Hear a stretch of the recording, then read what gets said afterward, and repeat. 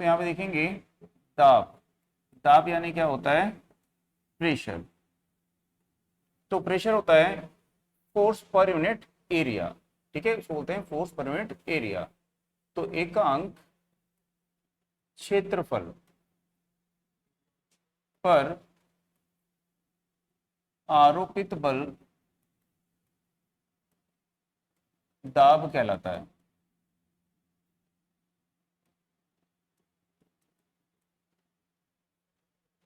ठीक, तो दाब का मतलब होता है कि बल आरोपित करेंगे एकांक क्षेत्रफल पर।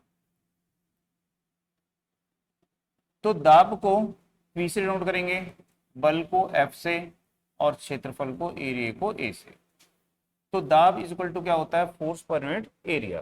ठीक है, तो यदि किसी पदार्थ के या किसी वस्तु के प्रति इकाई क्षेत्रफल पर जितना बल आरोपित किया जाएगा वो उसका दाब कहलाएगा। ठीक है, तो जो दाब होता है वो किस पर निर्भर करता है, बल पर और क्षेत्रफल पर। तो यदि हम क्षेत्रफल को घटा देंगे तो दाब का मान क्या होगा, यहाँ पे बढ़ जाएगा। तो जैसे हम देखेंगे कि जो सुई होती है ना, इंजेक्शन लगाते हैं, तो जो सुई होती है, सुई सामने से कैसी बनाई जाती है, ऐसे नुकीली बनाई जाती है। तो जब सुई को हम नुकीली बनाते हैं यहाँ पे, तो नुकीली बनाने से क्या होता है, इसका क्षेत्रफल क्या होता है, यहाँ पे घट जाता है। तो क्षेत्रफल घटने से वो चमड़ी में जल्दी से घुस जाती है। कील होती है, जो दीवारों पे है ना कील गड़ाते हैं, तो वो कील के सामने का भाग भी क्या बनाया जाता है, इस प्रकार से नुकीला बनाया जाता है। तो नुकीला बनाने से इसका जो क्षेत्रफल है वो यहाँ पे घट जाता है। जैसे चाकू होता है, तो चाकू के सामने का जो भाग होता है, उसके सामने के भाग को क्या किया जाता है, वहां पे रगड़ के पतला किया जाता है, शार्प किया जाता है। जैसे रेजर होती है, ब्लेड होती है, उसको शार्प किया जाता है सामने से। ठीक है, जिससे कि वो किसी भी सामान को आसानी से काट सके, है ना। तो वहां पे हमको क्षेत्रफल कम होने से कम बल आरोपित करना पड़ेगा। तो कम बल आरोपित करने पर भी दाब वहां पे क्या रहेगा, ज्यादा रहेगा। ठीक है, तो इस प्रकार से क्षेत्रफल जो होता है उसको घटाने पर जो दाब होता है वो वहां पे बढ़ जाता है। अब यहाँ पे जो दाब होता है, प्रेशर होता है, ये कैसी राशि है, यहाँ पे अदिश। तो दाब एक अदिश राशि है। ठीक, अब इसका जो मात्रक होगा, इसका मात्रक क्या लेंगे, बल का मात्रक क्या होता है, न्यूटन। तो इसका जो एसआई मात्रक है वो लेंगे बल का मात्रक न्यूटन, और क्षेत्रफल का क्या लेंगे यहाँ पे, मीटर स्क्वायर। तो इसका जो मात्रक है वो क्या हो जाएगा यहाँ पे, न्यूटन पर मीटर स्क्वायर। और यदि सीजीएस में लोगे तो डाइन पर सेंटीमीटर स्क्वायर होता है। तो सीजीएस में ये हो जाएगा डाइन पर सेंटीमीटर स्क्वायर हो जाएगा। ठीक, अब यहाँ पे जो 1 न्यूटन मीटर होता है वो इज इक्वल टू क्या होता है, 1 पास्कल। तो इसको न्यूटन मीटर या वैज्ञानिक के नाम पर इसको क्या बोलते हैं, पास्कल बोलते हैं। तो पास्कल को पी ए से यहाँ पे दर्शाते हैं। तो जो 1 न्यूटन मीटर होता है, ये 1 newton per metre square is equal to क्या होता है, 1 पास्कल होता है। ठीक, अब यहाँ पे यदि इसका बीम में सूत्र देखेंगे,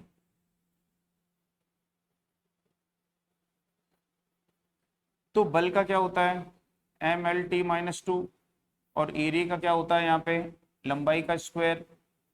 तो ये हो जाएगा ML-1T-2। तो ये इसका यहाँ पे V में सूत्र होगा। ठीक,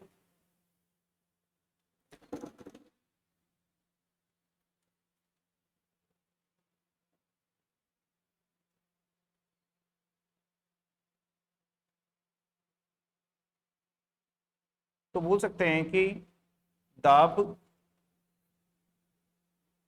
क्षेत्रफल पर दाब क्षेत्रफल पर निर्भर करता है। क्षेत्रफल घटने पर दाब बढ़ता है।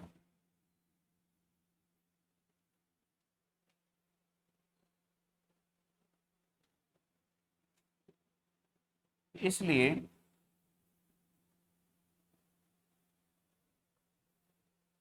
सुई, कील, चाकू आदि की नोक या किनारा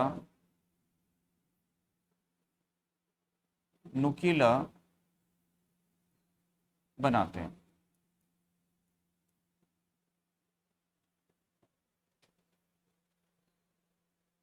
दूसरा देखेंगे कि जो रेल की पटरियां होती हैं, रेल पटरियों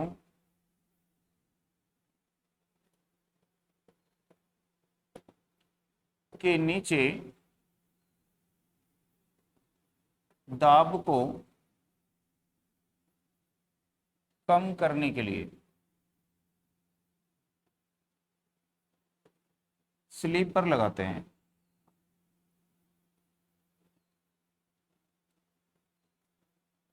तो जैसे देखोगे रेल की पटरियां होती हैं, उसके नीचे में कंक्रीट के ऐसे स्लीपर लगाए जाते हैं। तो ये जो स्लीपर लगाते हैं ये क्यों लगाते हैं? तो यहाँ पे इसका जो क्षेत्रफल होगा वो बढ़ जाएगा, तो उसके ऊपर जो दाब है वो कम हो जाएगा। दूसरा, इसमें नीचे में क्या डाली जाती है, यहाँ पे गिट्टियां। तो गिट्टियां क्यों डाली जाती हैं कि जब ट्रेन चलती है तो क्या होता है, उसका वाइब्रेशन होता है, कंपन होता है। तो उस वाइब्रेशन को, कंपन को क्या करता है, वो एब्जॉर्ब करती है। ठीक है, तो पटरियों के नीचे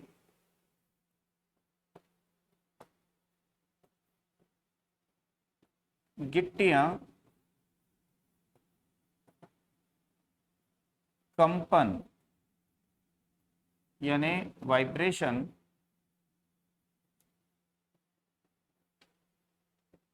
को कम करने के लिए डाली जाती हैं। है ना, गिट्टियों के बीच में क्या होता है, गैप गैप होता है। तो जब ट्रेन चलती है तो वाइब्रेशन होता है, तो उस वाइब्रेशन को गिट्टियां क्या करेंगी, वहां पे कम करेंगी। तो इसके लिए इन गिट्टियों को यहाँ पे डाला जाता है।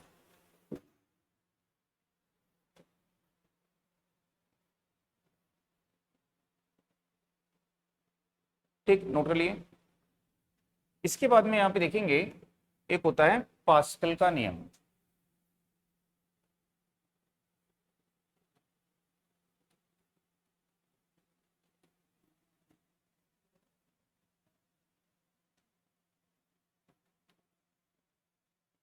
तो पास्कल ने बताया कि यदि कोई बंद बर्तन है या बंद पाइप है, ठीक है, जैसे कि कोई बंद बर्तन है या फिर वो बंद पाइप है, और उस बंद बर्तन या बंद पाइप के अंदर में, ठीक है, जैसे कोई बंद बर्तन है ये या बंद पाइप है, और इसके अंदर में क्या करते हैं, हम किसी द्रव को डाल देते हैं, किसी लिक्विड को, किसी तरल को इसके अंदर में यहाँ पे डाल देते हैं। ठीक, और यहाँ पे इस प्रकार से इसको पैक कर देते हैं, और पैक करने के लिए यहाँ पे हम क्या लगा देते हैं, ऐसा पिस्टन लगा देते हैं। तो ये जो पिस्टन होता है, पिस्टन सब जानते ही हो ना, जैसे पिचकारी वगैरह देखे हो, सिरिंज होती है, निडल, है ना, इंजेक्शन लगाते हैं, उसके पीछे एक पिस्टन होता है। आपकी गाड़ियों में पिस्टन लगा हुआ है ना, ब्लॉक पिस्टन होता है, तभी आपकी गाड़ियां जो हैं वो चलती हैं वहां पे। तो इन सभी में क्या लगा होता है, यहाँ पे पिस्टन लगा हुआ होता है। तो यहाँ पे इस प्रकार से हमने क्या लगा दिया है, एक पिस्टन को यहाँ पे लगा दिया। ठीक, और इसके अंदर में क्या भरा हुआ है, यहाँ पे द्रव, यानी कि कोई तरल भरा हुआ है। तो पास्कल ने बताया कि यदि कोई बंद बर्तन है या बंद पात्र होना चाहिए, तो ये यहाँ पे बंद पात्र होना चाहिए, इसमें बिल्कुल भी लीकेज या छिद्र नहीं होना चाहिए, पूर्ण रूप से क्या होना चाहिए, बंद होना चाहिए। तो इसके ऊपर में जब हम क्या करेंगे, दबाव डालेंगे, इसके ऊपर बल लगाएंगे यहाँ पे, तो जब इसके ऊपर में हम यहाँ पे बल आरोपित करेंगे, बल लगाएंगे, तो जो बल लगाएंगे तो इस पे क्या आएगा, यहाँ पे दाब आएगा, दबाव आएगा। तो पास्कल ने बताया कि यदि कोई बंद पात्र में कोई तरल है और उस पर यदि हम दाब आरोपित करते हैं तो वो दाब जो होता है इस पूरे तरल में एक समान रूप से वितरित हो जाता है, एक समान रूप से फैल जाता है। तो यही नियम क्या कहलाता है, पास्कल का नियम कहलाता है। तो पास्कल ने बताया कि बंद पात्र में भरे द्रव या तरल पर दाब आरोपित करने पर, दाब लगाने पर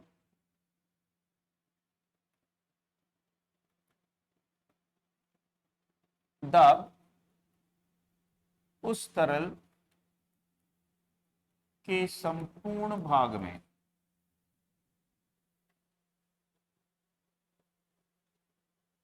समान रूप से वितरित हो जाता है। ठीक है, तो जो दाब आप लगाओगे यहां भी उतना ही दाब आएगा, यहां भी उतना ही दाब रहेगा, यहां भी, यहां भी, यहां भी, सब जगह दाब का मान कैसा रहेगा, वहां पे समान रहेगा। तो ये नियम क्या कहलाता है, ये पास्कल का ये नियम कहलाता है। ठीक, अब पास्कल के इस नियम पर, ठीक है, हमने क्या बनाया है, तो पास्कल का जो नियम होता है, पास्कल के नियम के उपयोग या अनुप्रयोग, पास्कल के नियम के जो अनुप्रयोग हैं हम कहां पर करते हैं, तो इसको हम करते हैं जो हाइड्रोलिक लिफ्ट होती है। ठीक है, जो हाइड्रोलिक लिफ्ट होती है, हाइड्रोलिक लिफ्ट यानी तरल के द्वारा जो लिफ्ट को उठाया जाता है उसको बोलेंगे द्रव चालित लिफ्ट होती है।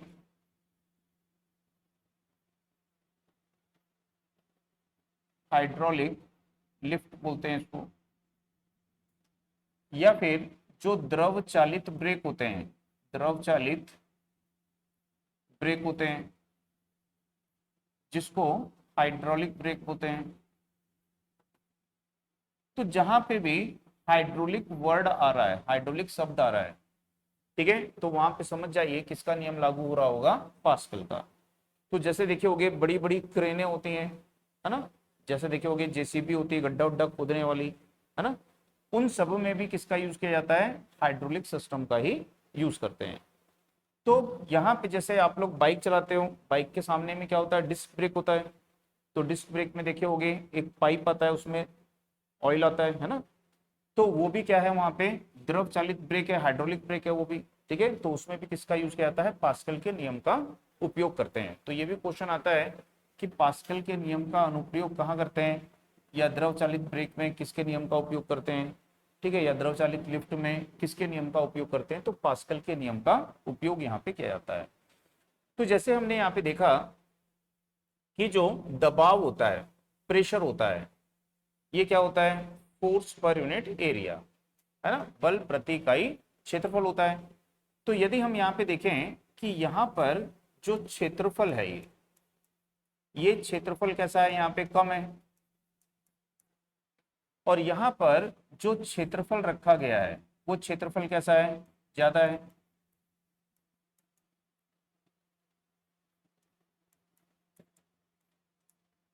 ठीक, तो यदि हम यहाँ पे बल आरोपित करेंगे, ठीक है, तो जो भी इसका क्षेत्रफल है वो क्षेत्रफल ए मान लीजिए कि इसका क्षेत्रफल क्या है, यहाँ पे ए है इसका क्षेत्रफल, तो इसका क्षेत्रफल हो गया ए, और इस पे जो बल आरोपित कर रहे हो वो क्या है, एफ है। तो यहाँ पर जो दाब होगा उस दाब का मान कितना होना चाहिए, पी। तो इतना दाब इस पूरे द्रव में क्या होगा, एक समान रूप से वितरित हो जाएगा। ठीक है, तो यहाँ पे हम देखेंगे कि इस भाग में भी क्या होगा, दाब समान होगा।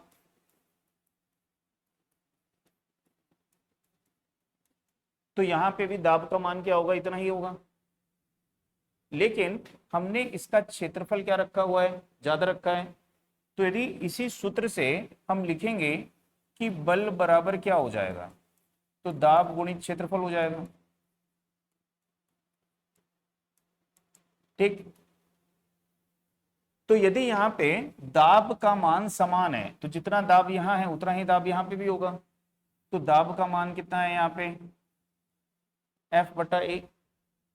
लेकिन यहाँ पे क्षेत्रफल क्या है, ज्यादा है, तो इसके क्षेत्रफल को यदि हम यहाँ पे बी मान लें कि इसका क्षेत्रफल बी है, और जो बी है वो ए से क्या है, ज्यादा है। मान लीजिए कि बी जो है वो ए की तुलना में क्या है, दुगना है। तो बी बराबर जो है वो 2a है, ए का दुगना है। तो जब बी ए का दुगना होगा, ठीक है, तो हम क्या लिखेंगे कि ये जो दाब होगा ए, और बी जो है वो ए का दुगना है, तो ये ए और ए कट जाएगा, तो बल का मान कितना हो जाएगा। तो यहाँ पे जो इस पे ऊपर की ओर बल लगेगा वो बल कितना लग जाएगा अब यहाँ पे। तो जितना ज्यादा क्षेत्रफल रखेंगे उतना बल का परिमाण क्या होगा, यहाँ पे बढ़ जाएगा। ठीक है, तो यदि हमने यहाँ पे क्षेत्रफल कम रखा है और कम क्षेत्रफल रख करके हम यहाँ पे बल लगा रहे हैं, तो जो दाब है इस द्रव में पूरा एक समान रूप से वितरित हो गया। तो दाब तो उतना ही रहेगा जितना यहाँ है, लेकिन क्षेत्रफल ज्यादा होने के कारण, ठीक है, यहाँ पे अब बल का मान क्या होगा, बढ़ जाएगा। तो यदि हम इसको यहाँ से नीचे दबाएंगे तो ये इसको क्या करेगा, ऊपर दबाएगा, है ना। ये पिस्टन है, पिस्टन नीचे आएगा, तो ये जो पिस्टन है ये पिस्टन है, तो पिस्टन नीचे आएगा, तो ये पिस्टन क्या करेगा, ऊपर जाएगा। तो देखे होगे जो कार वगैरह की वॉशिंग करते हैं ना, जो वर्कशॉप होते हैं जहाँ पे कार वगैरह की धुलाई की जाती है या कार को रिपेयर किया जाता है, तो उनके यहाँ पे इस प्रकार से हाइड्रोलिक लिफ्ट होती है। तो वो इस हाइड्रोलिक लिफ्ट में क्या करते हैं, पास्कल के नियम का यूज करते हैं। तो यहाँ पे दाब डालते हैं, धीरे धीरे देखे होगे एक पंप रहता है ऐसे, उससे दबाते हैं, धीरे धीरे दबाते जाते हैं, ठीक है, और ये कार धीरे धीरे क्या होते जाएगी, उड़ते जाएगी। ठीक है, तो जहाँ पे क्षेत्रफल ज्यादा है वहां पे बल क्या मिलेगा, ज्यादा होगा। ठीक है, तो क्षेत्रफल बढ़ाओगे तो बल क्या होगा, बढ़ जाएगा। तो याद रखिएगा इसमें, ठीक है, तो समान दाब की स्थिति में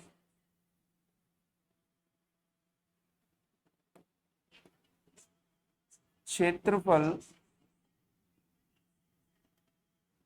ज्यादा होने पर दाब ज्यादा होता है। क्षेत्रफल ज्यादा होने पे दाब की जगह लिखते हैं बल ज्यादा होता है। क्षेत्रफल ज्यादा होने पे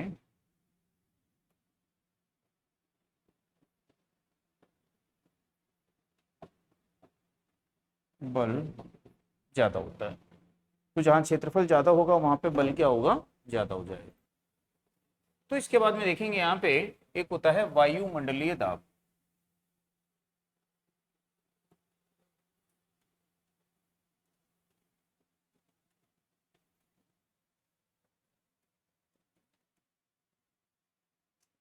एटमॉस्फेरिक प्रेशर।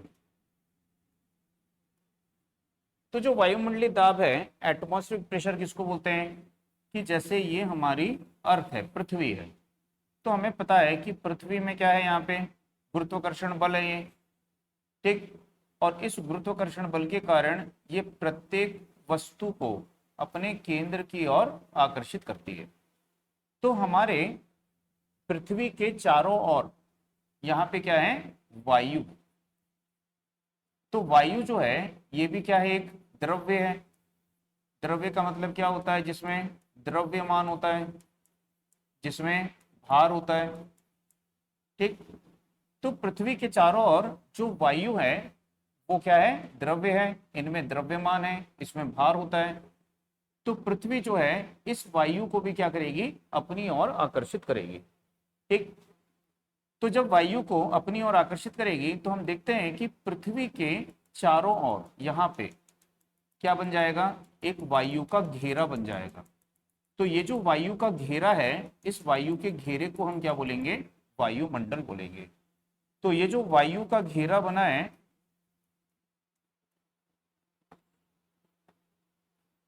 ये वायु का घेरा क्या कहलाता है, वायुमंडल कहलाता है। तो इसी को हम यहाँ पे वायुमंडल बोलते हैं। अब इसमें सबको पता है कि सबसे ज्यादा परसेंटेज किसका है, यहाँ पे नाइट्रोजन। तो नाइट्रोजन कितना परसेंट है, 78% नाइट्रोजन है। ठीक है। ऑक्सीजन कितना परसेंट है? 21% ऑक्सीजन है। ठीक, कुछ मात्रा में carbon dioxide and other gases हैं, और यहाँ पे कुछ जो है वाटर वेपर यानी कि जल वाष्प होती है।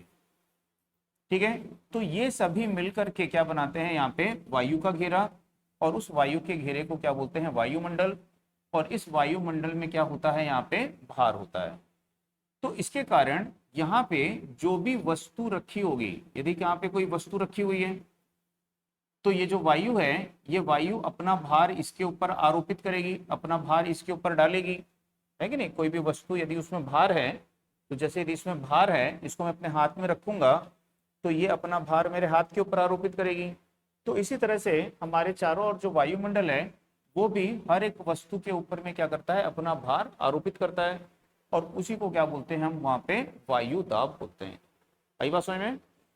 तो जो वायु दाब होता है, इस वायु दाब को हम किसमें मापेंगे? तो जैसे अभी हमने देखा था कि दाब को हम किसमें मापते हैं? तो न्यूटन पर मीटर स्क्वायर, और 1 newton per metre square is equal to क्या होता है? पास्कल। तो वायु दाब को भी हम किसमें मापते हैं? यहाँ पे न्यूटन पर मीटर स्क्वायर यानी कि पास्कल में इसको मापेंगे। ठीक है, तो इसमें पहले नोट करिएगा, इसमें लिखिएगा पृथ्वी के चारों ओर, पृथ्वी के चारों ओर वायु के घेरे को, वायु के घेरे को वायुमंडल कहते हैं। पृथ्वी के चारों ओर वायु के घेरे को वायुमंडल कहते हैं। इसमें 78% नाइट्रोजन, 21% ऑक्सीजन, कुछ कार्बन डाइऑक्साइड और जल वाष्प व वाटर वेपर होती हैं। कुछ जलवाष्प यानी वाटर वेपर होती है। नेक्स्ट के, वायु एक द्रव्य है, वायु एक द्रव्य है, इसमें भार होता है। वायु एक द्रव्य है, इसमें भार होता है। द्रव्य यानी द्रव्यमान, द्रव्य किसको बोलते हैं? जिसमें द्रव्यमान होता है उसको द्रव्य बोलते हैं ना। तो वायु भी क्या है? द्रव्य है, इसमें भार होता है। अतः यह प्रत्येक वस्तु पर, अतः ये प्रत्येक वस्तु पर दाब आरोपित करती है, दाब आरोपित करती है, दाब अप्लाई करती है। इसे वायुमंडलीय दाब कहते हैं, इसे वायुमंडलीय दाब कहते हैं। ठीक है, तो यहां पे सबसे पहले जो वायुमंडलीय दाब है, इसकी इसकी गणना किसने की थी? तो सबसे पहले वायुमंडलीय दाब को बान ग्यूरिक ने मापा था।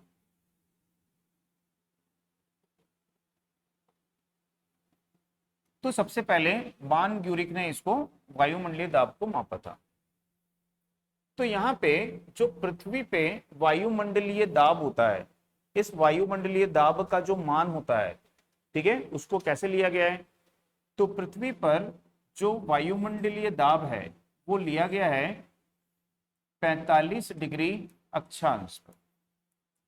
तो 45 डिग्री अक्षांश पे जो समुद्र तल है, समुद्र तल पर 0 डिग्री सेल्सियस पे, ठीक, तो 45 डिग्री अक्षांश पर समुद्र तल पर 0 डिग्री सेल्सियस पे जो हमको दाब मिला है, उसी को क्या कहा जाता है? वायुमंडलीय दाब। ठीक है, तो यहां पे पृथ्वी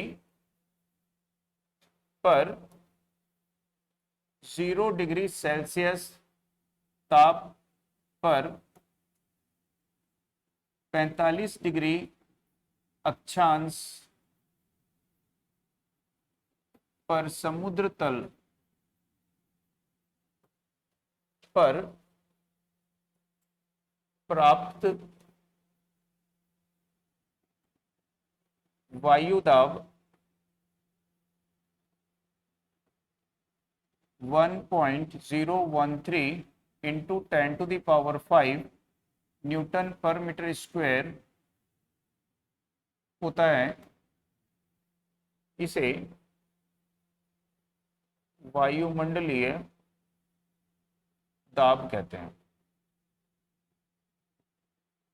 तो इसको क्या कहते हैं यहाँ पे, वायुमंडलीय दाब इसको बोलते हैं। ठीक, तो यहाँ पे जो पृथ्वी है, इस पृथ्वी के चारों ओर, इस पृथ्वी के चारों ओर वायु है, वायुमंडल है। ठीक है, तो पृथ्वी के समीप वायुमंडल का जो घनत्व है वो ज्यादा होगा, और जैसे जैसे ऊंचाई पे जाएंगे तो वायु घनत्व क्या होते जाता है, एयर डेंसिटी क्या होते जाती है, वहां पे कम होते जाती है। ठीक है ना, तो उसको बाद में देखेंगे। यहाँ पे देखते हैं कि वायुमंडलीय दाब के जो विभिन्न मात्रक हैं, कौन कौन से इसके मात्रक यहाँ पे होते हैं। तो उसमें लिखिए वायुमंडलीय दाब के विभिन्न मात्रक। तो वायुमंडलीय दाब का एक होता है इसका एसआई मात्रक। तो एसआई मात्रक होता है न्यूटन पर मीटर स्क्वायर, या इसको बोलते हैं पास्कल। तो मैंने बताया था कि 1 न्यूटन पर मीटर स्क्वायर को क्या बोलते हैं, यहाँ पे 1 पास्कल बोलते हैं। ठीक है, तो 1 newton per metre square 1 pascal है। तो यहाँ पे देखेंगे कि जो वायु दाब है, ठीक है, वायुमंडलीय जो दाब है, ये वायुमंडलीय दाब कितना होता है, कितना होता है। तो हम क्या बोलेंगे, वायुमंडलीय दाब का मान कितना होता है, इतना पास्कल होता है। ठीक है, तो हम बोल सकते हैं कि वायुमंडलीय दाब 1.013 इंटू 10⁵ न्यूटन मीटर या पास्कल होता है। तो वायुमंडलीय दाब जो होगा इतना न्यूटन मीटर, या क्या होगा, ये इतना पास्कल यहाँ पे होगा। ठीक है, तो ये इसका यहाँ पे एसआई मात्रक होता है। दूसरा, वायुमंडलीय दाब का एक मात्रक होता है बार। ठीक है, तो यदि इसको हम बार के पद में लिखेंगे कि वायुमंडलीय दाब जो होता है वो कितने बार के बराबर होता है। ठीक है, तो इसको बोलेंगे कि ये 1013 मिली बार, बोलेंगे मिली बार। तो इतने मिली बार के ये बराबर होता है। ठीक, तो जो 1 बार है वो किसके बराबर होता है, जो 1 बार है, ये 1 बार किसके बराबर होता है, ये 1.0 into 10⁵ Newton per metre square के बराबर होता है। ठीक है, तो 1 बार किसके बराबर होता है, यहाँ पे 1.0 into 10⁵ Newton per metre square के बराबर होता है। जो 1 टॉर है, जो साइंटिस्ट टोरोसिली के नाम पे है, ये 1 टॉर। तो ये जो 1 टॉर होता है ये 1 mm पारे के स्तंभ की ऊंचाई के बराबर होता है। कि यहाँ पे जो वायु दाब है उसके कारण पारे के स्तंभ की ऊंचाई कितनी होगी, 1 mm। और ये जो होता है ये यहाँ पे 133.28, ठीक है, पास्कल के बराबर होता है। तो 1 टॉर जो है ये किसके बराबर होता है, 133.28 पास्कल के ये बराबर यहाँ पे होगा। ठीक,